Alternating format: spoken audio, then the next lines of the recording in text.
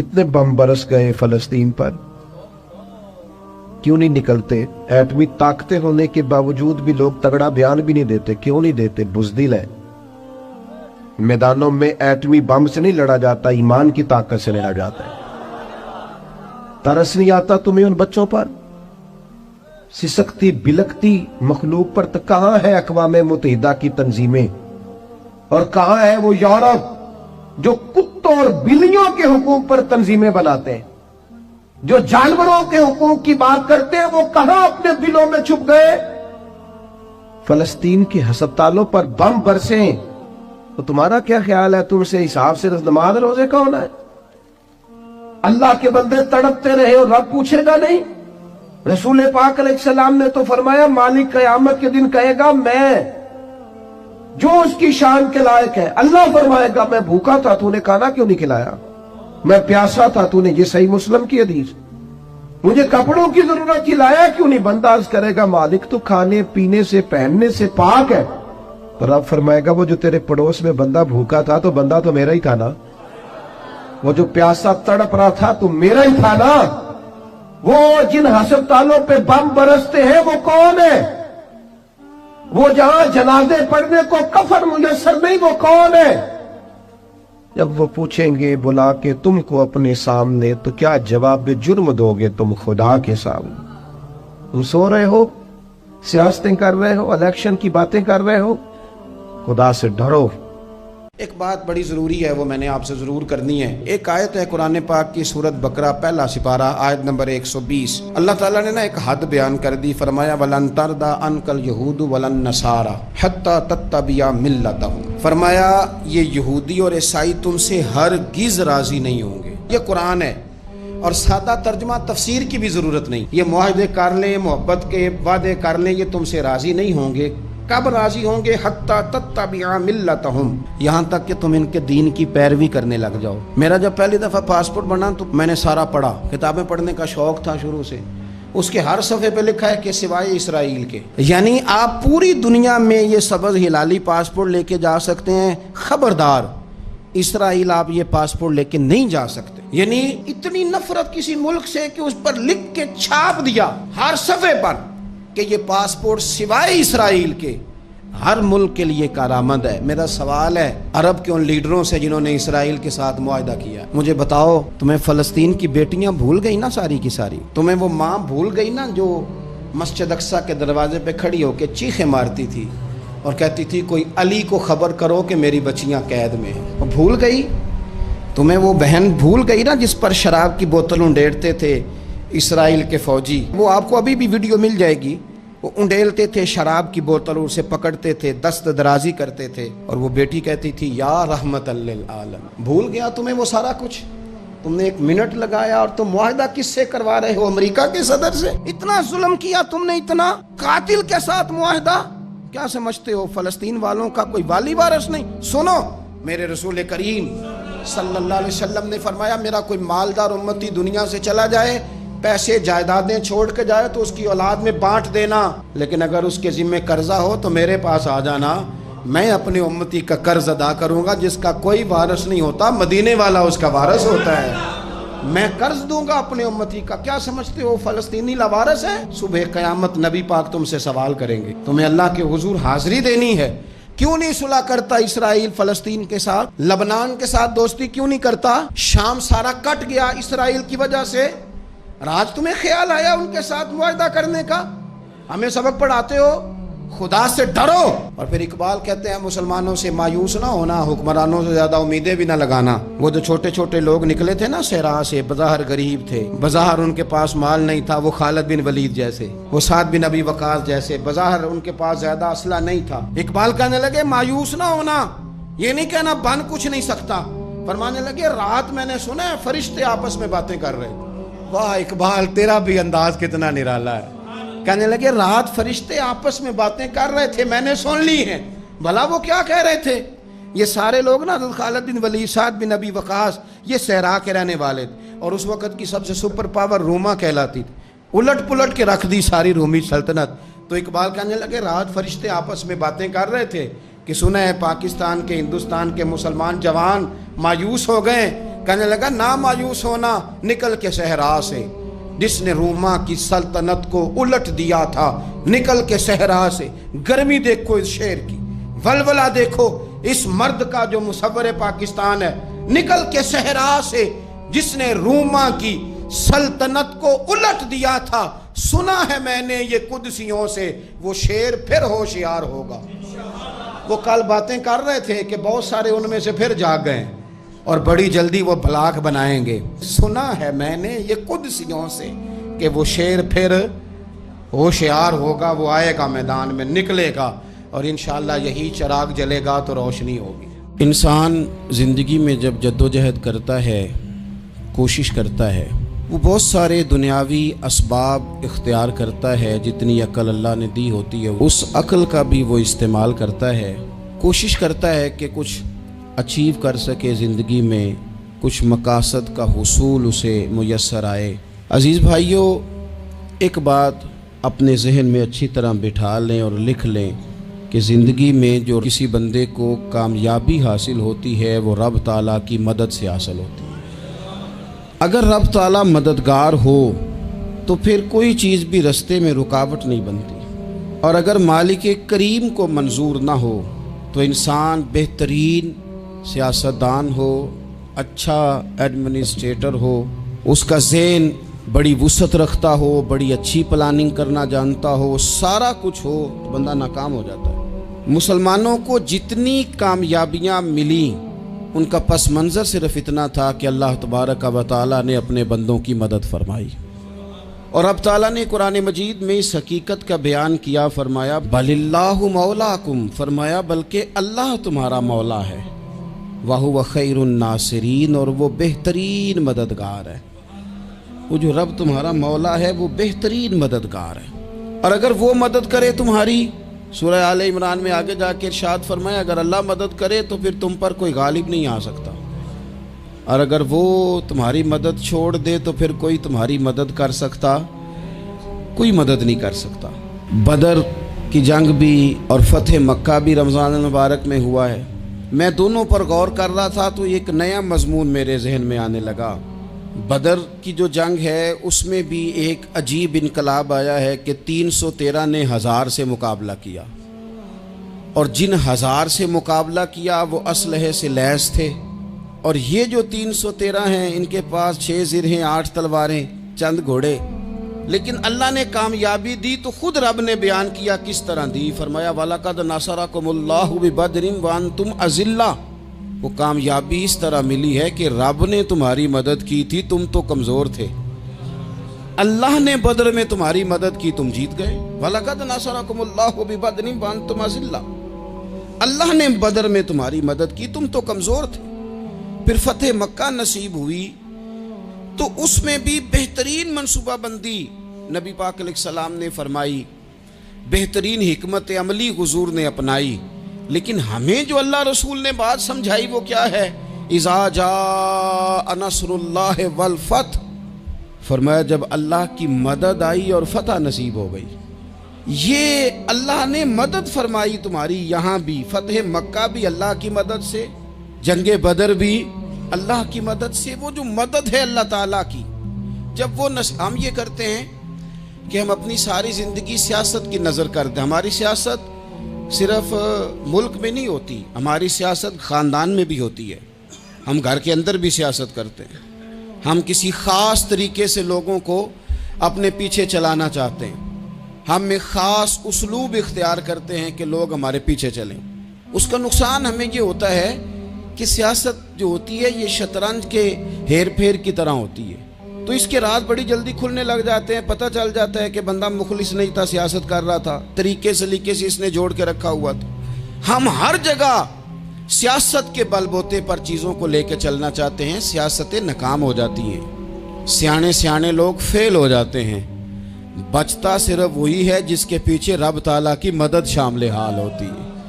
अपनी ज़िंदगी के अंदर हम जो कुछ भी कर रहे हैं, जिस शोबे से भी हमारा ताल्लुक है, आज हमने इस बात पे गौर करना है कि पहले तो ये गौर कर लें कि जो काम हम कर रहे हैं क्या वो काम ऐसा है कि उसमें अल्लाह की मदद हमें मिलेगी।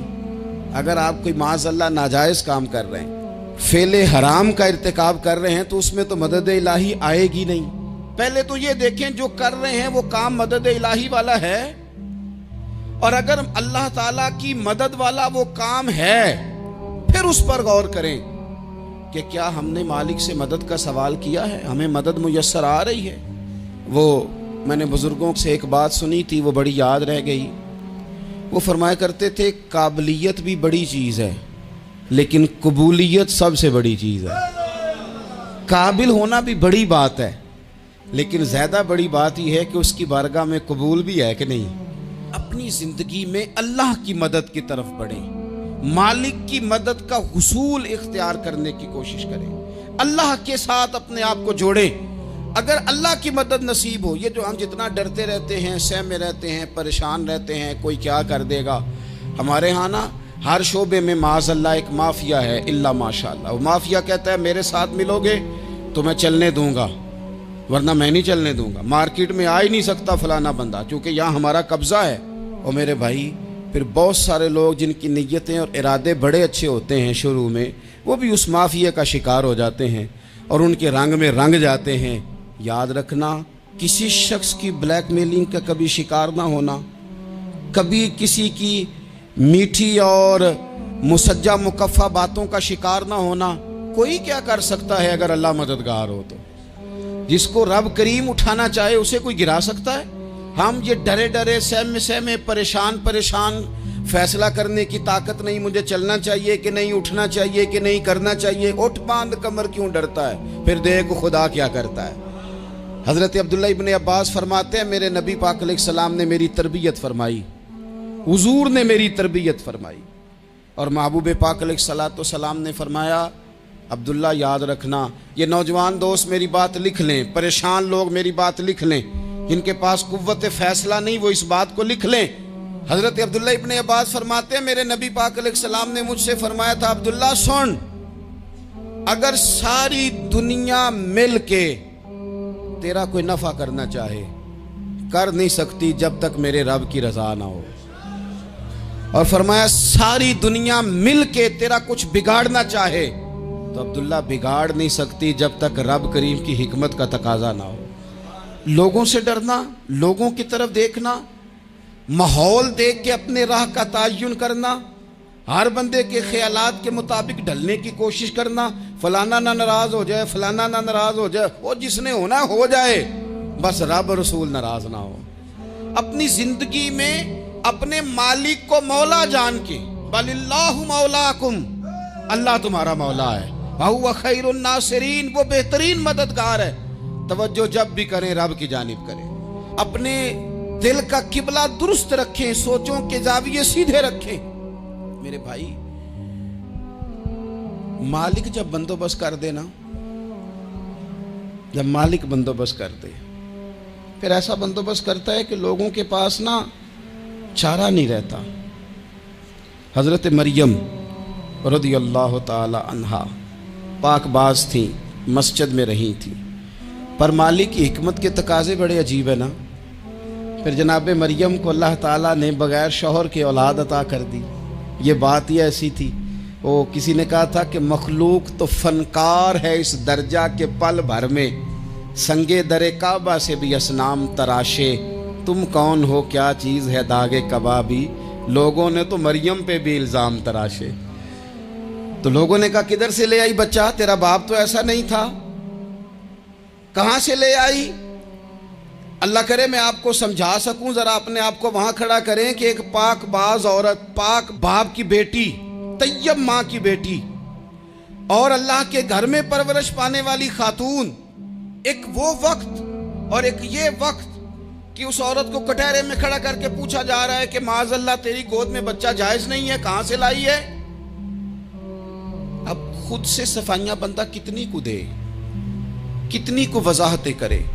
और मैंने तो अपनी जिंदगी में देखा है ज्यादा वजाहत देने वाले को भी लोग झूठा समझने लग जाते हैं। ज्यादा वजाहत देने पर भी लोग कमजोरी का इजहार समझते हैं कि कमजोर पड़ गया। आप सुलह की कोशिश करते हैं, सामने वाला बुज़दिल समझ लेता है। ज्यादा वजाहतें भी कमजोर कर देती हैं। अब हजरत मरियम को कटहरे में खड़ा करके कहा बच्चा किसका है।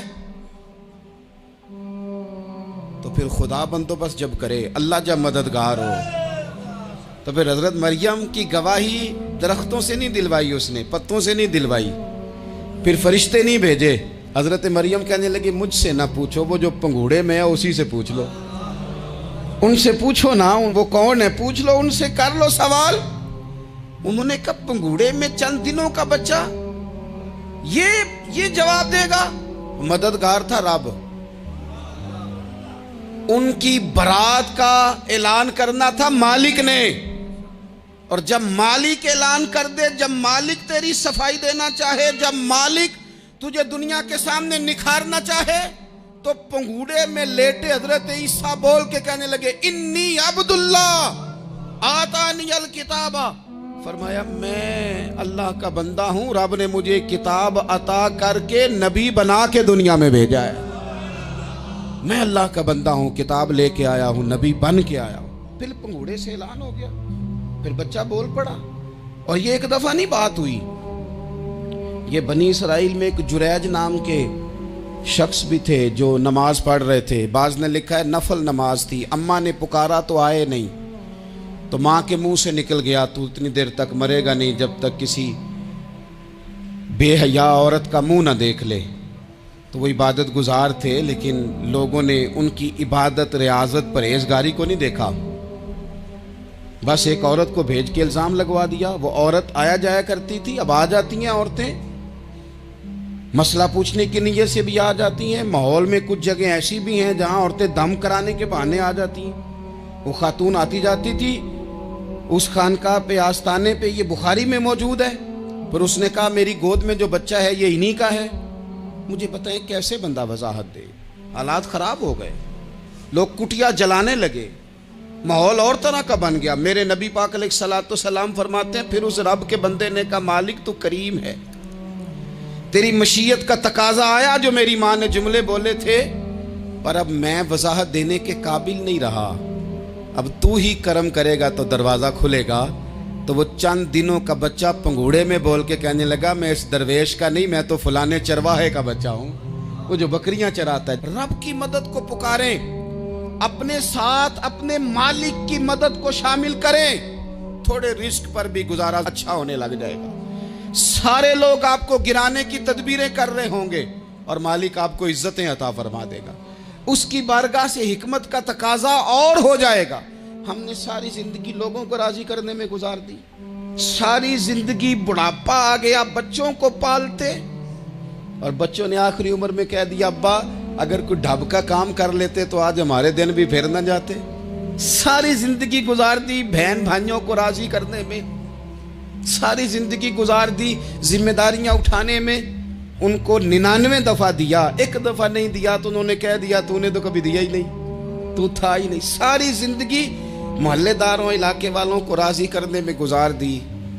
और मैंने ऐसे लोग भी देखे दीन के लिए वक्त गुजारा, लेकिन जब बुढ़ापे में दांत काम ना करते थे तो वक्त के मुफ्तियों को भी मस्जिदों की कमेटियों ने कह दिया अब आपकी समझ नहीं आती, हमने खतीब को यौर रखना है, न देखो दुनिया की तरफ, दुनिया रुला देती है, न राजी करो बंदों को, बंदे थका देते हैं, न पीछे भागो हर वक्त दुनियादारों के, ये इंसान को कमज़ोर कर देते हैं।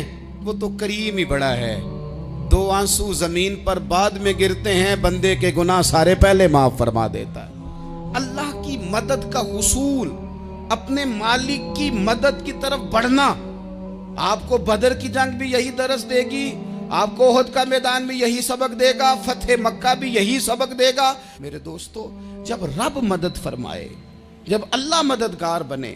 दोस्तों से एक बात अक्सर करता हूँ, मैं कहता हूँ कि जितने दर्द से आप अमीर को अपनी कहानी सुनाते हैं ना, और जिस तरह आपके आंसू बात करने से पहले गिर जाते हैं कि गरीब हैं, बच्चियां हैं, कारोबार नहीं, ओ मेरे संगियों, इससे आधे आंसू अपने रब की बारगाह में बखेरो, उसके हुजूर अर्ज गुजार हो जाओ, उससे तलब करो।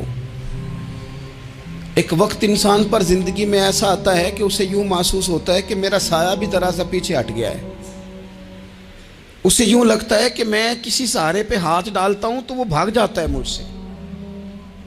लेकिन मालिक की बारगाह ऐसी अजीम बारगाह है, रब रसूल के आस्थाने इतने बड़े हैं कि आप जब वहाँ कशकोले तलब दराज करते हैं तो झोली फैलाने में देर लगती है, उनको भरने में तो कोई देर नहीं लगती। हमने अपना सोच का किबला ही दुनिया को बना लिया है। ये जो अल्लाह वालों की मदद है, ये तो है नहीं, अल्लाह ही की मदद है। लेकिन ये जो सेठों की तरफ तवज्जो करना, नवाबों की तरफ तवज्जो करना, दुनियादारों की तरफ तवज्जो करना और अपना मिजाज इस तरह का बना लेना, यारो गर्दन को झुका देता है खैरात का पत्थर, जहां में मांगने वालों के सर कभी ऊंचे नहीं होते। और इकबाल कहते हैं, गैरत है बड़ी चीज जहाने तगो दो में, पहनाती है ये फक्र को ताजे सरदारा। मैं अर्ज करूंगा कि अपनी आप जब तवज्जो का किबला अल्लाह रसूल को बनाएंगे तो रब फरमाते वयर्ज़ुक़हु मिन हैसु ला यहतसिब, मैं ना तुझे वहां से रिस्क दूंगा जहां से कभी तेरा गुमान भी नहीं गया होगा। यहां से भी मिल सकता है, तूने सोचा भी नहीं होगा। बुखारी शरीफ में हदीस है, हज़रत जाबिर इब्न अब्दुल्लाह फरमाते हैं, नबी पाक सल्लल्लाहु अलैहि वसल्लम ने ना 300 लोगों का एक लश्कर रवाना किया किसी मुहिम के लिए, किसी जिहाद के लिए। हज़रत अबू उबैदा बिन जर्राह रदी अल्लाह ताला अन्हु अमीर लश्कर थे। फरमाते गुर्बत इतनी ज़्यादा थी, भूख इतनी ज़्यादा थी कि एक एक खजूर दिन में एक वक्त खाने को मिलती थी, और कुछ दिन ऐसे आए कि अब खजूर भी नहीं मिल रही। फरमाते इतनी ज़्यादा भूख लगी मुजाहिदीन को, 300 बंदा पत्ते खा के गुजारा होने लगे। ये बुखारी में मौजूद है। आप फरमाते कि दरिया के किनारे हमारा पड़ाव था, ठहराव था। जब भूख से निढाल हो गए ना, वयर्ज़ुक़हु मिन हैसु ला यहतसिब, अल्लाह वहाँ से रोज़ी देता है, गुमान भी नहीं होता। फरमाते हैं एक मछली अल्लाह ताला ने दरिया के किनारे भेजी। फरमाते हैं वो थी तो मछली पर पहाड़ जितनी थी। बुखारी में लफ्ज़ हैं, हज़रत जाबिर इब्न अब्दुल्लाह रदी अल्लाह ताला अन्हु फरमाते हैं 300 आदमी 18 दिन तक उस मछली को खाते रहे, मछली खत्म ही नहीं हुई। मछलियां नहीं, मछली। कहते हैं 18 दिन 300 बंदा खाता रहा, मछली खत्म ही नहीं हुई। और फरमाते हैं कि उसकी हड्डी निकाल के, कांटा कहेंगे आप अपनी जुबान में, कहते हैं वो निकाल के ना तो उसको खड़ा किया ना जब, तो ऊंट कजावे समेत उसके बीच से गुजर जाता था। 2 उसके कांटे जोड़े। फरमाते हैं वो उसका गोश्त हम खाते थे और उसकी चर्बी बतौर तेल के हम जिस्मों पे मलते थे, बीमारों को उससे सुकून आता था, तंदुरुस्ती शिफा होती थी। फरमाते हैं हम खाया भी हमने और कुछ लेके हम मदीने भी गए, और कुर्बान जाए नबी पाक ने भी उसमें से खाया। हमने अर्ज की हुजूर ये मुअम्मा क्या है, ये माजरा क्या है? तो महबूब ने फरमाया तुम्हारे पास ग़िज़ा नहीं थी, रब ने तुम्हारे लिए बंदोबस्त किया है, अल्लाह ने तुम्हें दिया है। मकान शुरू कर लिया, एक साहब ने वो मकान बनाने लगे, आप वो हिसाब लगा रहे हैं, कहते हैं मेरे पास इतने पैसे हैं, इतने मैंने फलाने दोस्त से कहना है उसने दे देने, इतने फलाने रिश्तेदार से कहना है उसने दे देने, इतने फलाने से कहना है उसने दे देने। ये सारी कापी बना के मकान शुरू कर लिया। जो रोज़ कहता था ना कोई हुक्म हो जाते दसी, सबसे पहले उसको कहा मियाँ पैसे चाहिए। वो कहता हो कल ही मुंडा टोरे है, कदे तू परसों 10 दाते लब जाने सन। मैं आपको अपने तजर्बे की बात बता रहा हूँ। जिन लोगों का ख्याल होता है ना कि आप स्टार्ट करें फलाना काम, हम आपके साथ हैं, अल्लाह का ही कोई निज़ाम है, वो बिल्कुल भी नहीं साथ होते। लेकिन ऐसा नहीं है कि कोई साथ नहीं होता, अल्लाह ताला बड़े असबाब पैदा करता है, वहाँ से देता है जहाँ से गुमान भी। हमारा ये ज़हन बन जाता है, हम सारी अपने हिसाब से चलते हैं, इतने रिश्तेदारों से, इतने, कौन आपके साथ चलेगा? सवाल ही नहीं पैदा होता। ये सारे काम छोड़ के सबसे पहले 2 रखते पढ़ो, अपने रब की बारगाह में, रसूल कायनात की बारगाह में गुजारिशात और इस्तिगासे पेश करो, वहां से खैर तलब करो। दुनियादार क्या देंगे, क्या दे सकते हैं, क्या हैसियत होती है किसी? अल्लाह कहता है वहां से दूंगा। तो जो अल्लाह माल दे वो लेना चाहिए कि रिश्तेदारों का माल देखना चाहिए? जो अल्लाह दे वो लेना चाहिए कि सेठों नवाबों की जेबें देखनी चाहिए? जो अल्लाह दे वो कबूल करना चाहिए या देखना चाहिए कौन सा आदमी कहां पहुंच गया? छोड़ो, अपनी मट्टी पे चलने का सलीका सीखो। किसी के संगे मरमर पे चलोगे तो फिसल जाओगे, फिसल जा। इस पर एक और बात अर्ज कर दूं, सही बुखारी से, मुस्लिम से। एक और बात, कुछ चीजें ऐसी हैं जिनसे अल्लाह की मदद आती है, मदद मिलती है। एक चीज उनमें से ऐसी है जिससे बहुत मदद नाज़िल होती, वो है कि जब रब आपको दे ना तो फिर आप भी उसके रास्ते में दें, फिर मदद आती है, फिर और आता है। बुखारी मुस्लिम में हदीस है, ये ज्यादा ही तवज्जो तलब अमर है, इस पर आप गौर करेंगे। हजरत अबू हुरैरा फरमाते हैं कि नबी पाक अलैहिस्सलाम ने फरमाया, एक शख्स ने बादलों के अंदर से आवाज़ सुनी कि फलां आदमी का खेत और बाग खुश्क हो गया है, वहाँ बरसो और उसके खेत को सैराब करो। वो बड़ा हैरान हुआ कि बादल से आवाज़ आ रही।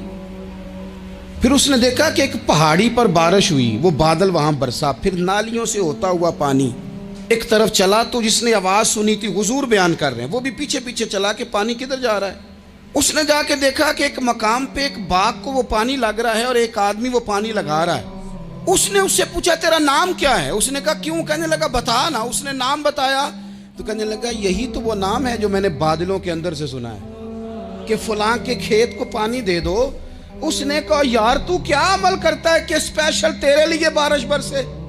ये बुखारी पढ़ रहा हूं, सियासता से हदीस अर्ज कर रहा हूं। उससे पूछा, तू क्या काम करता है कि जनाब अल्लाह तबारक व तआला का हुक्म करम आया कि खास तेरे लिए पानी बरसे और तेरे खेत को सैराब करे? तो उसने कहा, छोटा जिम्मेदार हूं, पर जब फसल उगती है तो 3 हिस्से करता हूं।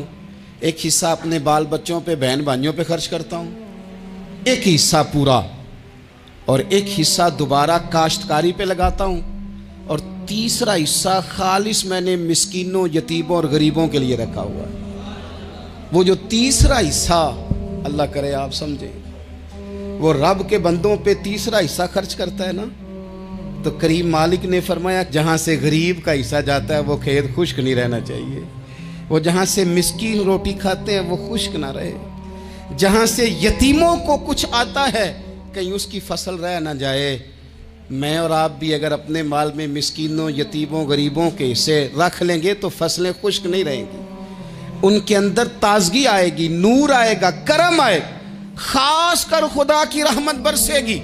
मदद अल्लाह से चाहें, अपनी तवज्जुहात का मरकज रब रसूल की जात को बनाएं, फिर आप महसूस करेंगे कि बड़ी जल्दी अल्लाह ताला की मदद आने लगी है।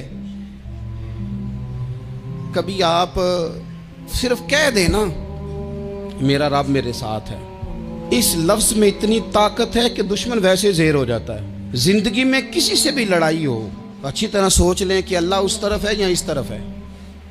अगर आप ज्यादती पे हैं तो फिर रब मजलूम की जानिब है। अगर अल्लाह की मदद आपके साथ है तो दुनिया की कोई ताकत आपको गिरा नहीं सकती।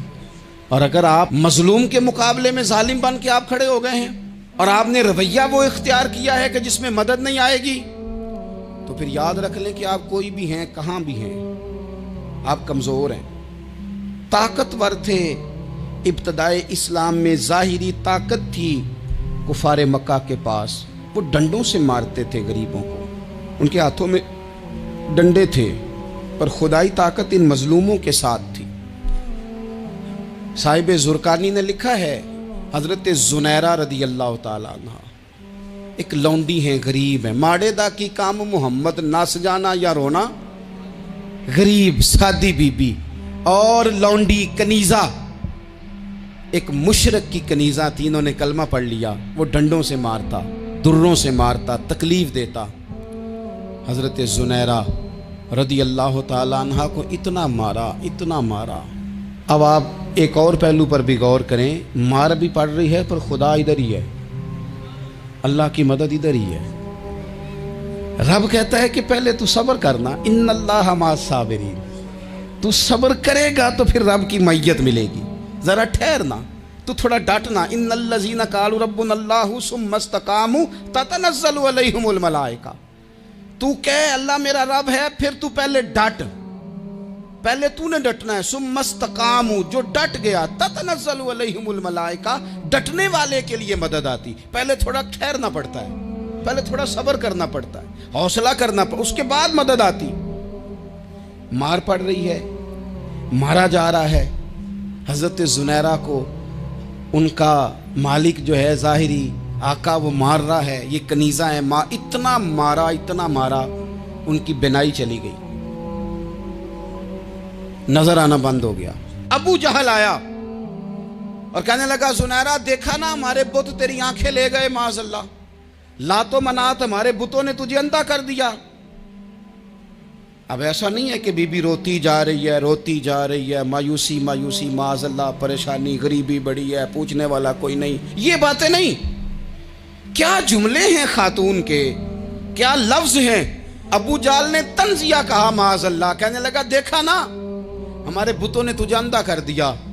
तो जनाब ज़ुनैरा आंखों की बिनाई गई है, रात को गई है, दुख अभी ताजा है, लेकिन अल्लाह पे जो तवक्कुल है, अपने मालिक से जो रिश्ता है वो इतना मजबूत है, इतना ताकतवर है, उसमें इतनी गहराई है कि हजरत ज़ुनैरा बोल के ना इतनी कुव्वत से बोली, इतनी ताकत से बोली कि पूरे कुफर पर लर्जा तारी हो गया। फरमाने लगी, तुम्हारे बुतों की क्या औकात है कि मेरी बिनाई ले जाएं, ये मेरी रब की हिकमत का तकाजा है। जब तक उसने चाहा ज़ुनैरा देखती रही, और जब उसने चाहा ज़ुनैरा की आंखों की बिनाई चली गई, और अगर वो चाहेगा ना तो बिनाई वापस भी कर देगा।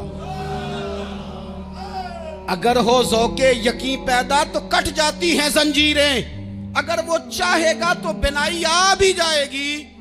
हजरत ज़ुनैरा ने रात को ये लफ्ज कहे, अबू जाल और सारे कुफ्फार डर के सुन के चले गए। आप इत्मीनान से आके बिस्तर पे सोई। जब सवेरे उठी तो अल्लाह ने आंखों की रोशनी वापस कर दी थी। आंखों की अब छड़ी पकड़ी है, बाजारों में घूमती है, कहती है बुलाओ किधर है तुम्हारे नातो मनात, देखो मेरे रब ने रोशनी वापस कर दी। आकर मेरे साथ इधर आ, सितमगर हुनर आजमाए, तू तीर आजमा हम जिगर आजमाए। बीमार लोगों याद रखो, कह दिया डॉक्टर ने कि तू बड़ा बीमार है, तू बड़ा कमजोर है, ये हो गया वो हो गया, तो डॉक्टर अपने इल्म के मुताबिक बात कर रहा है। होगा तो वो जो मेरा रब चाहेगा। कमजोर हो जाना, परेशान हो जाना, तकलीफ में आ जाना, पता नहीं बात हो गई है तो जाने क्या हो जाएगा। अपनी जिंदगी के अंदर अपने रब से रिश्ता मजबूत करें, रसूल कायनात से रिश्ता मजबूत करें, अल्लाह वालों से रिश्ता मजबूत करें। हजरत ज़ुनैरा ने पैगाम दिया कि जिंदगी में जो जीना चाहते हैं तो वो रब का नाम लेके जी सकते हैं। जो अपनी जिंदगी में खुशियां देखना चाहते हैं तो रसूलुल्लाह के नाम पर खुशियां देखी जा सकती हैं। तवक्कुल की बुनियाद पर बंदा खुशियां ले सकता है। और अगर इंसान में तवक्कुल नहीं है तो फिर वो इस काले जादू से भी डर रहा है, वो नीले से भी डर रहा है, वो पीले से भी डर रहा है, वो फलाने से भी डर रहा है, वो मेरे खिलाफ फलाना रिश्तेदार साजिश कर रहा है तो डर रहा है, फलाना मेरे बारे में ये कर रहा है तो डर रहा है, वो पता नहीं दुनिया इधर हो जाएगी तो क्या हो जाएगा, उठ बांध कमर क्यों डरता है, फिर देख खुदा क्या करता है। तो इस सारी गुफ्तगू का निचोड़ आपको ये अर्ज़ किया है। सबसे पहले तो ये कि मैदानों में मदद भी अल्लाह की, रिस्क में मदद भी अल्लाह की, फसलें खुश्क हों तो मदद फिर भी अल्लाह करे, तो फिर सारी मदद, और अगर इंसान बीमार हो तो फिर भी मदद अल्लाह की। तो अपने अल्लाह की जानिब तवज्जो को बढ़ाएं, आप अल्लाह से मदद के सवाली बने। तिरमिज़ी की एक हदीस है, मैं आपको ज़िंदगी का तजर्बा बताता हूँ कि जब मैं बड़ा परेशान होता हूँ तो ये वाली रवायत खोल लेता हूँ, मज़ा देती है। मेरे नबी पाक अलैहिस्सलाम ने फरमाया, अपने दुख सेठों नवाबों को ना कहना, मालदारों का ना कहना, वरना अल्लाह तुम्हें कभी गनी नहीं करेगा। फरमाया अपने दुख अपने रब की बारगाह में अर्ज़ करना, जल्दी करे या देर से करे अल्लाह तुम्हें लोगों से बेनियाज कर देगा, अल्लाह तुम्हें गनी कर देगा। रात को बैठो ना उसकी बारगाह, उसे दुखड़े सुनाओ, छोटी छोटी बातें। हुजूर ने फरमाया नमक भी मांगो तो रब से मांगो, छोटी छोटी बात से शुरू करो ना। जब बंदा शुरू करता है ना छोटी छोटी चीज़ें, तो बड़ी सारी चीज़ें ये इस तरह होता है जैसे बंदा रब से गुफ्तगू कर रहा है, मालिक मुझे ये चाहिए, मालिक मैं यहाँ कमज़ोर हूँ, अल्लाह मैं यहाँ परेशान हूँ। आप ये करके तो देखें, लंबी लंबी दुआएं मांग के तो देखें, उसके हुजूर जुड़ के तो देखें, आप देखेंगे राहत कितनी है, सुकून कितना है।